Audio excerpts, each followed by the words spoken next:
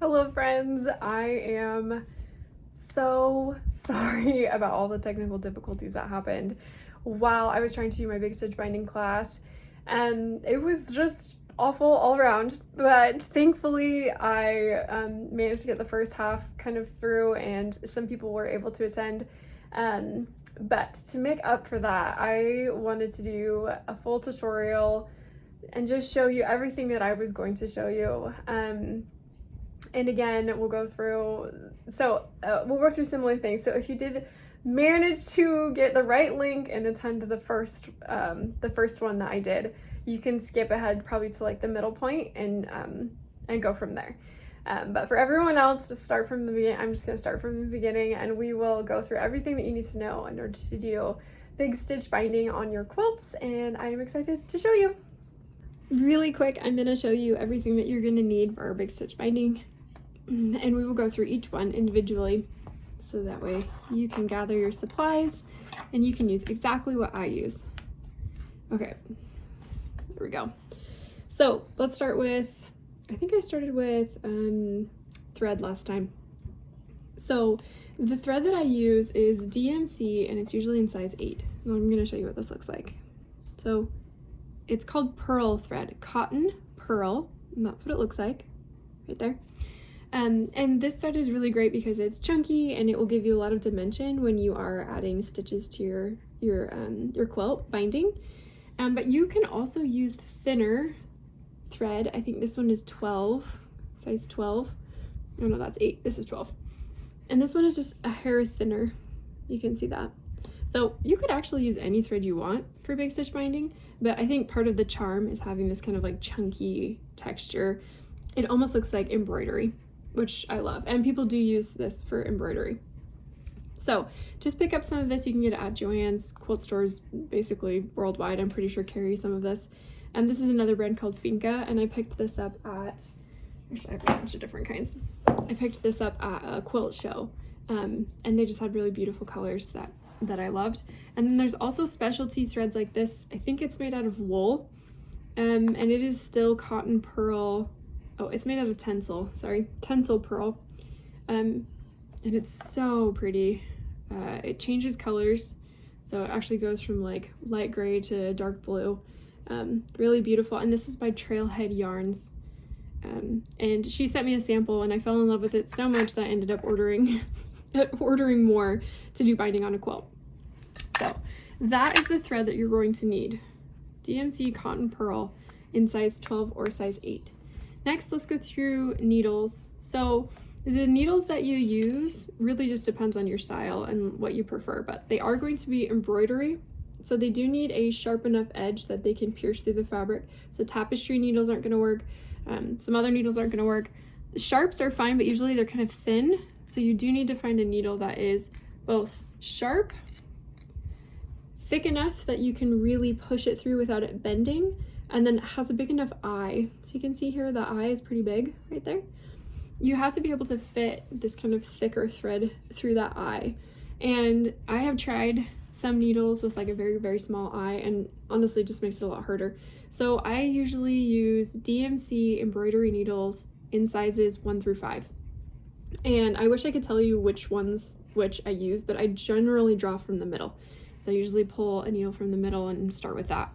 And I have tried a lot of different needles, like all of them basically. And those are the ones that I ended up going back to every single time. So you can save time. Next, with the needles, if your eye is small, you are going to need a needle threader. Now, the needle threader, I've tried multiple different kinds, and this industrial metal one is really just the best one. It's going to pull your thread through. You just be careful because it is metal and it will tear your thread. It will rip it if you're not careful. That little metal tip there, right there. And so you do need to be gentle as you're pulling it through, just kind of like gently kind of pull it through the eye. And let's see, I've tried the wire ones and they just break every time, especially with like the thicker thread. So last thing, you are going to need a thimble. This is honestly like imperative because you're going to be pushing through that needle and it should fit your middle finger. I generally use my middle finger when I am pushing it through, and I will show you what that looks like. We'll go through all the stitches. But I have a clover leather thimble. and I love this one. It's kind of like molded to my finger now, so I really love it. I think mine's size medium. You can see the M there, and I think I got it at Joann's as well, but they're out on Amazon. They're all over the place. So that's what it looks like. For this, you can use either side, the thicker leather side or the metal side, but I think I generally just end up using the metal side to end up pushing through the needle through the different layers. Nearby, you're going to want to have a pair of scissors, and I generally just use tiny scissors that can fit, into, I usually keep all of this in a little pouch while I'm binding quilts and stuff. And then you are going to need clips, and I use Wonder clips, but you could also use all sorts of stuff. You could use, what are they called? Laundry clips, paper clips, I don't know, whatever you normally use. Just use clips, and this is going to hold your binding down while we do the hand stitching for the binding. So that is generally everything that I use for my big stitch binding, and so it shouldn't be too hard to find these things just at a general quilt store or sewing store. And now we're going to get started with the actual tutorial on how to bind your quilt. Okay, let's get started. So as you can see, I have squared off my quilt, and I have made sure that the whole quilt is beautiful and square. And then I have created my binding strips, and I have sewn them onto the front of my quilt. So this is the back, and this is the front. So you can see that just like you would normally with any other binding. What we're going to do is we are going to flip this, again, just like you would with normal quilt binding, flip it over your desired length. My quilt binding is generally 2 1/4 inches wide. I think that's for me like my favorite width, so it's not too thick, but you could make it as thick as you want. Just make sure that it can cover the seam on that side, as you can see. So this is where the Wonder clips come in handy. You can just clip this down like that. And then I will actually go through and just do like the whole line, the whole side of the quilt, so it's already done. And what some people do to make it even sharper is that they will iron this open, which really is an extra step you don't have to do, but you can iron it flat open and then flip it over, and it does create like a nice, beautiful, clean edge there. So just a tip. Okay, let's get started. So you're going to thread your needle. Uh-oh. Where did my thimble go? Okay, I'm going to find my thimble. Oh, there he is. He escaped. Okay, so thread your needle with the correct thread. And again, you're going to want a needle that has a big enough eye. I'll show you what mine looks like here. So you can see that. And I have a knot in one end. You don't need a giant tail, especially because we're going to be tucking it underneath the edge of the binding. So put this on here. Okay, so we'll start in between these two. I'm sorry if my leg bumps that. I'll try not to. So the first thing that we want to do is we want to set this up, so that way this is going to come out of our binding. But it's really important that your binding, no matter what kind of stitch it is, that it's at the bottom. It needs to secure the bottom down. And that's because if you wash it, this will flare up. Over time, the binding will just end up kind of like flaring up, which doesn't look great. It's not going to hurt it, but it doesn't look great. So, and I learned that the hard way, because when I was beginning, I would do my stitches kind of in the middle here, or even just like right here, a third of the way down. And I had that flaring problem where this would kind of like, over time, it would just kind of peel up. And so now I really try to have my stitches right on the edge. So first we're going to get started with sticking this through. I am just sticking it through the seam allowance. I am not sticking it through the entire quilt. You can see here. Now what we're going to do is tuck the tail underneath, just like you would with, your standard like invisible stitching. Like that. So you can see that the tail is coming out here, but we really need is this to emerge out of the binding. So all I'm going to do is kind of catch a little bit of the binding.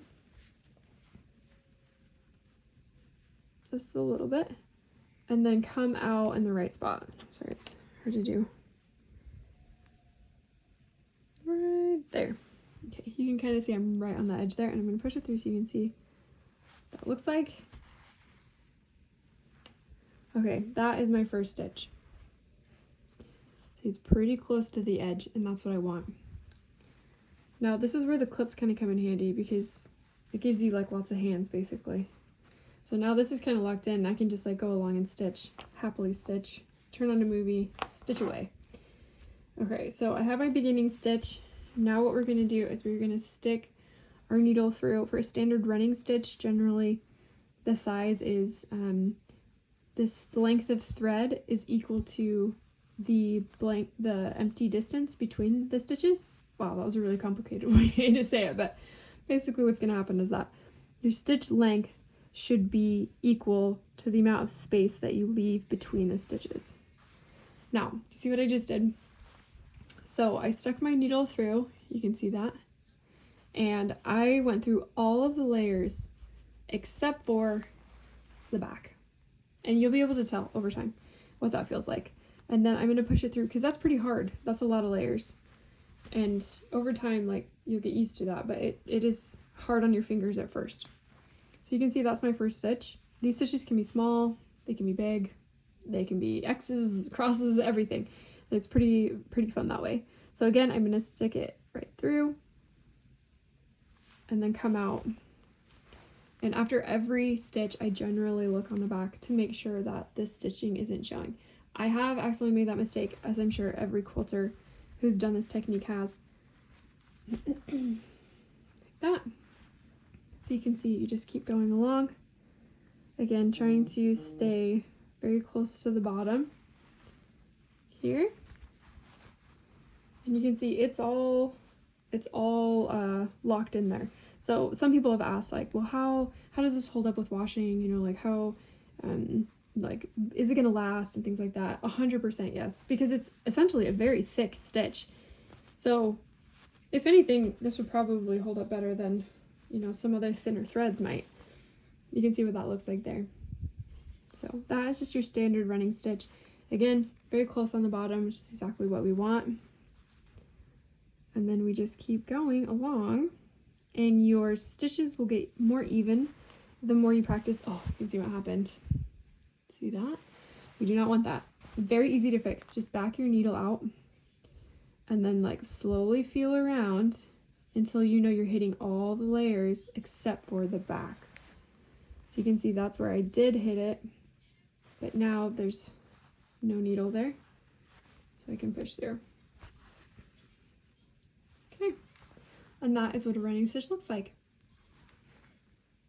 Okay, so now I'm going to show you how to tie this off. So let's say that you need to get more thread or something like that, and you finished out your thread, or you're done.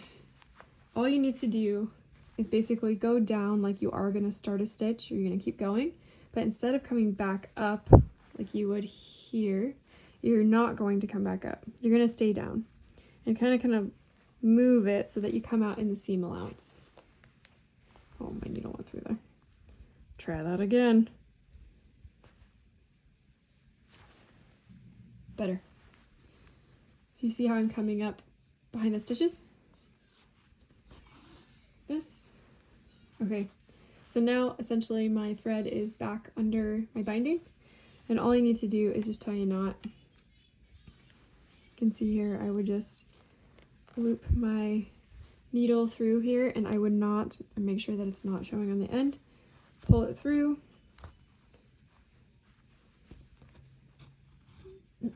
and then loop it like that, and you see I made a knot. You can double knot it, and then what I like to do is just run my needle through. Just kind of a common technique, I think, for all hand quilting. Just run my needle through, so that way the tail is actually underneath my my binding, and then snip it off like that. Just make sure when you are doing this to give yourself enough room to do that. You can see that is what the stitching looks like. Okay, now let's talk about corners. So let me just trim this off.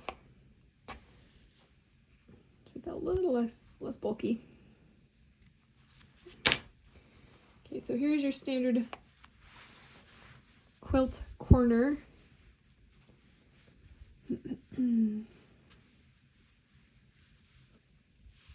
Okay.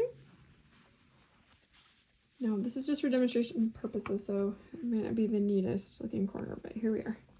So I'm gonna miter my corner, fold my little fold in there to make sure it's nice and mitered and neat. And again, you can iron this so it's nice and flat. But that is essentially what I do right here. Actually, I have more clips. Like that. That's what that corner is going to look like. I'm going to get my needle ready just the same way that I did over here, and then I'm going to show you the corner. Okay, so I have my running stitch leading up to it, and let's just imagine that the entire side is covered in running stitches. And now I have approached the corner. So ideally, you would make sure that your thread is coming out kind of like at a nice distance from the corner, like an equal distance. Now there's a few ways to do this. You can do a stitch that goes across the corner, maybe once or twice to lock it in. You could do an X, which is what I'm going to show you. You could, just do a stitch up and then back down. Really, you can do whatever you want as long as the stitch is securing that corner piece. So I'll show you what this looks like. So mine's right here. Now I'm going to imagine the X going over this way. I have to turn this. It's a little bit easier. Okay, now I want my X to come up here. It's going to go down this way, and then it's going to come up on the other side, and that way it can keep going, and then I'm going to push it back down and it will keep going right on the same side there. Now when I'm pushing it through, I'm trying to get, again, all those layers except for the back side. And the corners are the worst, honestly. They're the thickest. They're probably the most difficult part of this entire process. But once you get them down, so again, lots of layers. Kind of see how that pulled that in. And then I'm going to go back down in kind of the same spot on the opposite side so I can keep stitching. So I'm going to want it to go probably right there. Make sure I didn't come through. Okay, and that is the corner you can see there. Now, if you would like this X to be smaller, you can make it smaller. If you want to do just 2 lines across, you can do 2 lines across. It is truly and completely whatever you would like to do. And then you would just keep stitching along like you normally do. Oops, that came through. Always check. Just like that. So that is what a corner would look like. Really quickly, I just wanted to say that is essentially all you need to know to get started with big stitch binding. I am going to show you some specialty stitches that I have, I don't want to say pioneered, but that I've experimented with over the years. And I know that maybe you haven't seen them before, so they might be a little new and unusual for you. But it's your quilt and you can finish it any way that you want. And I have really tried to push the limits as far as what stitches I could add to my borders to just make them more interesting and more fun. So I'm going to show you the dash stitch really quickly, and then I'm going to finish on the X stitch, both of which I think are so fun. Okay, so here is the dash stitch. This one's kind of big and bold, but it would be really cool with a quilt that had a really graphic front. It's really, really simple, but all you're going to do is kind of imagine where you want that stitch to go. And the best part about the dash stitch is you need to just maintain the angle, and that's really it. The angle and the slant of the stitch, and then the distance between each one. And you'll get better as you go. These were just kind of example stitches. So what I'm going to do is kind of hold my thread over, and I'm like, okay, I think that's the right angle. So now I basically know where I want my needle to go in. And what I'm going to do is I want my needle to go in right at the base. You can see right there, right at the base, like where that is touching. And then I want to come up a little bit further over, so about the same distance away that my other stitches are. And I might not be perfect, but that's okay. None of us are. So you can kind of see what that looks like there. And so if that wasn't angled enough, we can try angling it even a little bit more. And like I said, you'll just get better as you go. The hardest part about big stitch binding is that it's like embroidery, in that with practice you get better, but really it just takes a lot of practice. So like that one's a little bit too much, so I'd probably redo that guy. But that is essentially how you do the dash stitch. So you're basically just locking it down, right, sewing it down, securing it right on the edge of that binding strip there. Now I'm going to show you the X stitch, which is one of my personal favorites. Okay, now you might have to turn, for the X stitch, you might have to turn the quilt to be just a little bit different from you, just depending on the angle and how you want to stitch. But some people, what they will do is they will just do those diagonal lines across the entire quilt, and then they will come back and do diagonal lines the opposite direction. And honestly, more power to them. I don't know that I would have the patience to do that. Instead, I just like to do X stitches as I go. So what that's going to look like is you're going to start coming up a little bit further than maybe you would. So usually with our running stitches, we start right here. But what you're going to do is you're going to come out about a third of the way up here, depending on how large you want your X's to be. So I like my X's to be kind of large and in charge, because why not? But essentially what we're going to do is we're going to stitch diagonally like this, and then we're going to come up straight like that. So you can see what that looks like. Again, making sure that we didn't go through the back and that we're catching all of the layers except for the front layer. So now we create our X, and what I do is just kind of pull this down so I can see exactly where I want my needle to go in. And this is the hardest part, really. My needle's going to come in here at the bottom. Then I want it to come up next to, helps if you hold it kind of tight. I want it to come up next to my other X, like that. Make sure it's not showing. You can see what that looks like. So again, top to bottom. And you'll get better. You'll get better with the sizing. You'll get better with understanding how far to go over time. I just did this on a quilt, and honestly by the end I was like an expert at X's. So then we're going to go down. And again, come back up a little bit away from our X. You can see that. This one helps if you have a nice soft thread too. Sometimes people will condition their threads, which you can do. I don't, but I feel like the DMC thread is really nice and soft. So that is what the X's look like. You would essentially do the same thing on the corners, what we already went through. So there you go. To celebrate the opening of the Interwoven Quilt Club, I am doing a sewing machine giveaway. I'm going to be giving away a Bernette sewing machine, and I'm so excited. But in order to enter, you do need to do some practice stitches, and it doesn't even have to be on binding, but if you have a quilt nearby that you need to bind, then this is a good excuse. Do some practice stitches so I can see them, and send me a picture, and you will be entered into the giveaway, so that way I can see everything that you've done. And I'm so excited. So you have a few days to do that until next week when the quilt club closes, and then I will announce the winner. But I am so glad that you're here and that you joined us and that you were so patient with me as we went through our technical difficulties.